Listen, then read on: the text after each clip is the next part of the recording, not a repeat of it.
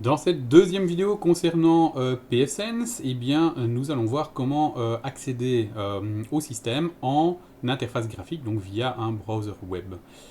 Alors, je vais vous montrer une méthode qui n'est pas forcément celle que vous allez appliquer, mais donc à la fin de l'installation de pfSense, en fait, vous avez par défaut la possibilité de vous connecter en interface graphique en utilisant une machine qui est connectée sur le LAN de pfSense, donc dans le même réseau LAN que pfSense.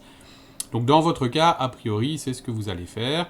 Maintenant, si votre machine est trop limitée que pour faire tourner deux équipements en même temps, enfin deux machines virtuelles en même temps, je vais vous montrer une petite astuce ici qui va nous permettre en fait temporairement d'accéder à pfSense, donc en interface graphique, mais en passant par l'interface WAN, donc par l'adresse IP qui est configurée sur le même réseau que vous, chez vous, à la maison, ou éventuellement sur le même réseau que l'école.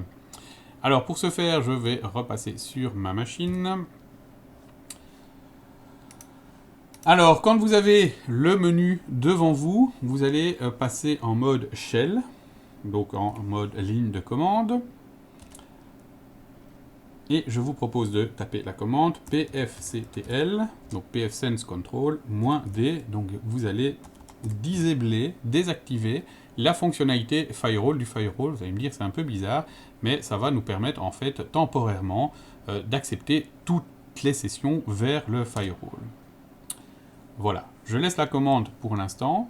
Du coup, à partir de votre browser, vous pointez vers l'adresse du firewall, donc dans mon cas 102.168.10.143, et vous arrivez sur la fenêtre de pfSense. Par défaut, l'utilisateur c'est admin et le mot de passe pfSense. Voilà, vous essayez de vous loguer. Et vous allez rentrer en fait dans le wizard qui va permettre de faire la configuration par défaut de votre pfSense. Alors, vous arriveriez exactement au même endroit en passant par le LAN, avec la seule différence, c'est que ici à la fin, eh bien, il faudra réactiver le firewall puisque vous l'avez désactivé temporairement pour pouvoir accéder à l'interface graphique. Alors, si je suis, d'abord, il vous propose de souscrire au support. Alors, dans notre cas, nous n'allons pas faire cela. Si vous le faites en production, ça vaut la peine d'y penser. Le nom que vous voulez, vous pouvez laisser pfSense, vous pouvez l'appeler firewall, peu importe. Le domaine, je vous avais demandé de réfléchir à un nom de domaine. Eh bien, c'est ici que vous allez le taper. Donc, dans mon cas, je vais prendre mycompany.be. Voilà. Le serveur DNS que vous voulez utiliser, alors si votre serveur, si votre firewall a été configuré par DHCP, laissez ça comme ça, puisque ici, si vous mettez une autre information, eh bien il va écraser l'information qu'il a reçue via DHCP. Alors vous pouvez le faire, hein, donc si vous préférez utiliser un certain serveur DNS plutôt que celui que vous avez reçu au moment du DHCP, vous pourrez le faire. Vous pouvez aussi le faire plus tard également. Donc ici, on va laisser ça comme ça dans un premier temps. Vous pouvez configurer la mise à jour automatique de l'heure, très important pour les logs, d'avoir l'heure correcte sur les différentes machines qui composent votre réseau. Alors ce qui est important aussi, c'est de dire où est-ce qu'on se trouve. Donc nous, on est sur Bruxelles. Voilà, et vous laissez ce que propose pfSense. Vous pouvez changer si vous connaissez. Alors moi j'en connais. Je vais prendre le serveur NTP de Belnet par exemple pour être à l'heure. Ensuite pour le WAN, là normalement aucun changement à faire. Pour l'instant votre WAN est configuré en DHCP. Je vous rappelle que là, moi pour l'instant je suis connecté via l'interface WAN, donc évidemment on préfère ne rien toucher puisqu'on risque de scier la branche sur laquelle on est assise. Donc je vais simplement laisser ça comme ça. Ce qu'on va tout de même faire pour après, c'est désactiver les deux dernières options. Pourquoi normalement, votre interface WAN, en temps normal, ce serait une adresse IP publique. Dans ce cas-ci, pour l'instant, vous travaillez avec des adresses IP privées. Or, justement, un firewall, il n'aime pas trop recevoir des paquets qui viennent d'Internet avec des adresses IP privées. Donc, par défaut, ce qui vient de l'extérieur avec une adresse IP privée est bloqué. Évidemment, dans notre cas, si on laisse ça, eh bien, on va avoir un souci. On ne saura simplement pas se connecter sur le firewall et il n'y aura rien qui pourra rentrer non plus, puisque ces règles ici arrivent tout au-dessus et vont bloquer tout paquet qui rentre avec une adresse IP privée sur le firewall via l'interface WAN. Pour le LAN, on a configuré ça déjà au moment de l'installation, mais si vous désirez changer, vous pouvez toujours le faire. Donc ici, on a configuré 10.0.0.1 avec un masque /24. Celui-là, je le laisse. Le mot de passe, je vous conseille de changer, en tout cas en production, ne gardez pas le mot de passe par défaut pfSense. Alors ici, c'est un choix, je vais le laisser puisque c'est du labo et que personne ne sait accéder à cette machine depuis l'extérieur de toute façon. Une fois que c'est fait, vous cliquez sur Reload. Et c'est parti, vous allez simplement relancer le firewall. Et une fois que le firewall sera relancé, vous pourrez vous reconnecter dessus. Voilà, ça a été plus vite. Première chose qu'il vous propose, faire les mises à jour. C'est évidemment recommandé d'avoir toujours la toute dernière version, puisque s'il y a une faille de sécurité, eh bien au moins elle aura été mise à jour et ne vous risquez pas de ne pas pouvoir, d'avoir ce problème de cette faille de sécurité si votre firewall est à jour. Alors à mon avis ça va prendre un petit peu de temps. Voilà, donc la dernière release, oui, on va rester ça. Alors c'est encore en train de chercher, donc il va nous dire effectivement si on est à jour ou pas, donc on va attendre un petit peu. Eh bien, nous avons de la chance, puisqu'ici, vu que nous avons téléchargé la toute dernière image, eh bien, nous sommes à jour. Il n'y a pas donc eu de modification depuis la toute dernière image. Voilà, nous sommes donc ici sur l'interface graphique. À partir de là, vous allez pouvoir configurer toutes les parties de votre firewall. Donc, en temps normal, vous arriveriez sur la page principale qui va s'afficher. Alors, ça dure un petit peu ici chez moi, c'est normal. Voilà. Où vous avez un petit résumé de votre machine, donc le nom, l'utilisateur qui est connecté pour l'instant et depuis quelle adresse, etc., etc. Donc tout ça, vous allez pouvoir éventuellement adapter en fonction de vos besoins. Vous avez les interfaces et vous voyez si elles sont up ou pas. Vous avez l'utilisation justement du processeur, de la mémoire, enfin bref, tout plein d'informations qui peuvent être utiles pour la gestion de votre serveur, de votre firewall.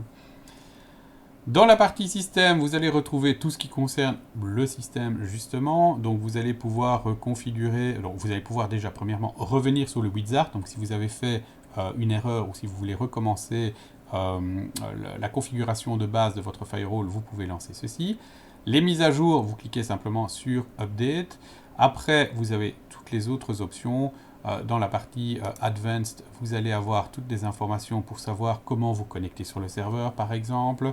Bref, tout plein d'informations sur la gestion de l'équipement. Vous pouvez passer en HTTPS plutôt qu'en HTTP, ce qui sera plus sûr. Votre mot de passe ne sera pas en clair, mais sera chiffré. Je vous laisse découvrir les différentes choses concernant votre firewall, donc dans la partie système. Ce qui sera intéressant aussi, c'est la partie user. Vous allez pouvoir créer des utilisateurs. Le setup général intéressant également pour la configuration justement du hostname, du DNS server. Donc tous les paramètres que vous avez configurés en fait grâce au wizard, eh bien vous pouvez les modifier en allant directement via système dans l'une des configurations que vous voulez. Dans interface, vous allez retrouver bien justement les interfaces. Si elles ne sont pas encore assignées, vous allez pouvoir retrouver ici les interfaces qui ne sont pas encore assignées. Mais nous, ici, dans notre cas, nous n'avions que deux interfaces, EM0, EM1, et elles ont été assignées au WAN et au LAN. Donc l'interface WAN est liée au port EM0, l'interface LAN est liée au port EM1. Plus tard dans le cours, nous allons rajouter une partie DMZ. Donc au début, nous allons rajouter une nouvelle interface qui s'appellera EM2. Et donc vous verrez ici que dans la liste, vous aurez EM2 qui ne sera pas encore assigné à une interface. Et donc vous allez pouvoir assigner une nouvelle interface qui s'appellera au début OPT1 et que vous allez pouvoir renommer en DMZ, que vous attribuerez au port EM2. Vous pouvez directement aller voir la configuration de l'interface WAN. Donc vous voyez ici, l'interface WAN est configurée en DHCP V4 et V6. et voilà les différentes configurations que vous pouvez mettre à jour. Idem pour l'interface LAN. Donc si vous avez fait une erreur au moment de l'installation et que vous voulez adapter ça, eh bien vous pouvez aller directement dans l'interface et changer par exemple l'adresse IP, le masque ou justement désactiver ou réactiver le blocage des adresses publiques. Dans la partie Firewall, vous allez retrouver tout ce qui concerne les règles de Firewall, donc les règles de blocage ou d'autorisation, les règles de NAT, Network Address Translation, et d'autres choses que nous n'utiliserons pas cette année. Dans la partie service, vous allez avoir les services complémentaires au firewall. Donc par exemple, vous le faites que le firewall sert aussi de serveur DHCP en V4 ou en V6. Il sert aussi de DNS Resolver. Et donc vous allez pouvoir configurer donc ces différentes options, on va dire, donc ces choses annexes au firewall en allant dans le menu service. Le menu VPN, comme son nom l'indique, va permettre de configurer un VPN et de donc configurer le firewall pour ça plus tard. Deux menus très intéressants, le menu status et le menu diagnostic. Le menu status vous donne l'état d'un certain nombre de choses. Donc quelles sont les leases DHCP, donc quelles sont les machines qui ont obtenu une adresse IP auprès de votre firewall, quel est l'état des interfaces, quelle est l'heure que vous avez reçue, quels sont les différentes logs des systèmes, logs de l'installation de nouveaux paquets. Donc là, c'est une information plutôt liée au statut des différents paramètres de votre firewall. Donc par exemple ici, voilà, le statut des interfaces. Eh bien, je vois que mes interfaces sont up. Je vois les informations concernant leurs adresses IPv4 et IPv6. Particulièrement pour le WAN, comme c'est une adresse en DHCP, je peux rafraîchir, donc faire un release, donc lâcher l'adresse que j'ai reçue et en demander une nouvelle. Bon, normalement, je recevrai la même dans ce cas-ci. La partie diagnostic, un certain nombre d'outils qui vont vous permettre de faire des tests sur votre réseau. Alors, ce que nous utiliserons beaucoup, Ping, pour vérifier que vous pouvez joindre les machines qui se trouvent sur le réseau. Vous pouvez utiliser la ARP Table pour vérifier les machines. Donc, est-ce que vous voyez les MAC adresses des machines sur les différents réseaux? Alors, ici, il n'y en a pas, puisqu'il n'y a encore rien qui est connecté. Donc, on ne verra pas grand-chose dans la ARP Table, en tout cas côté du LAN, puisque pour l'instant, le firewall, ici, il est tout seul. Voilà, un petit peu, à la très grosse louche, un petit tour d'horizon des différents menus de pfSense. Nous reviendrons évidemment sur chacun de ces menus en fonction des choses que nous allons ajouter. Donc quand nous allons configurer par exemple le LAN et les règles de firewall sur le LAN, eh bien nous reviendrons un petit peu plus en détail là-dessus. Voilà pour cette vidéo et j'espère que vous aurez correctement installé votre pfSense.